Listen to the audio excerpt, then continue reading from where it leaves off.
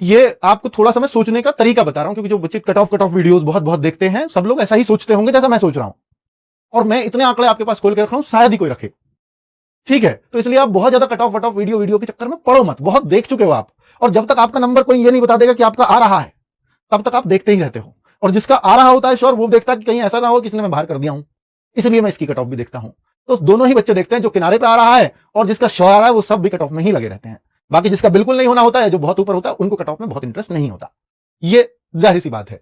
आगे अगर हम बात करते हैं बच्चों कि इस बार जो 85,000 कुछ बच्चों का डेटा हमें मिला, कुछ का हमने हटाया भी है, जैसे किसी बच्चे ने 300 भर रखे हैं, कुछ ने होते हैं, कुछ मूर्ख लोग ऐसा भी होते हैं, तो उनको भी हटाया। वो बहुत ज्यादा नहीं, 10-5 बच्चे ऐसे थे। तो अभी मैं आपको वो भी आंकड़ा देने वाला हूं, लेकिन उससे पहले मैं आपको नॉर्मलाइजेशन का आंकड़ा दे रहा हूं कि जैसे, और मुझे लगता है कि मैं बहुत सटीक चीजें आपको बताऊंगा कि जैसे शिफ्ट 1 है, और शिफ्ट 1 में इतने हजार बच्चों ने डेटा दिया, उससे हमने अंदाजा लगाया 8.63 का नॉर्मलाइजेशन इस शिफ्ट में बनना चाहिए।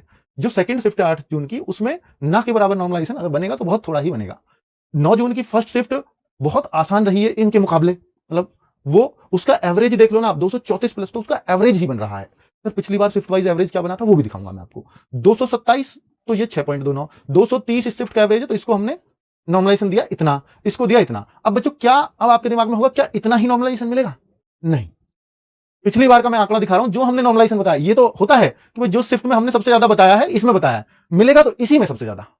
अब क्या ये टफेस्ट शिफ्ट थी? नहीं, मैं ऐसा भी नहीं कहूंगा कि ये सर इससे बहुत ज्यादा टफ रही होगी 9 जून की सेकंड शिफ्ट। हो सकता है 9 जून की सेकंड शिफ्ट सबसे टफ रही हो, ये भी हो सकता है, पर चूंकि ये जो पहली बार वाले थे, इसका फायदा ही नहीं मिलेगा, क्योंकि इन्हें नहीं पता होता पेपर कैसा आएगा। बाकी नीचे वालों का थोड़ा माइंडसेट बन जाता है।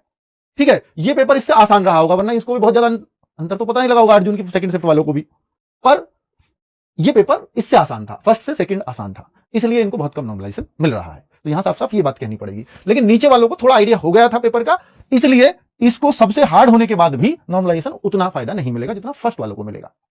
ठीक है, चलिए, क्योंकि एवरेज इसमें बच्चा ज्यादा कर गया ओवरऑल। अब मैं अगर अब देखता हूं, मैंने ये भी निकलवाया है कि इन बच्चों का एवरेज जो इसमें यहां इतना इतना बैठता था, आरडब्ल्यू के मॉक में क्या क्या इनका बैठ रहा होता था। इससे ये पता लग जाता है कि शिफ्ट वाइज बच्चा सब में लगभग एक जैसा ही था। ऐसा नहीं है किसी शिफ्ट में बहुत ही हाई फाई बच्चा बैठ गया हो, तो ये सब दिख रहा है, ये सब एक जैसा ही आना चाहिए। इससे ये लगता है कि इसमें थोड़ा कमजोर बच्चा बैठा है ना। और बाकी सब देखो आपको 200 और 201 के आसपास ही दिखेंगे, तो इसका मतलब क्या है कि लगभग एक जैसा ही बच्चा होता है ना। इससे ये स्पष्ट पता लग रहा है।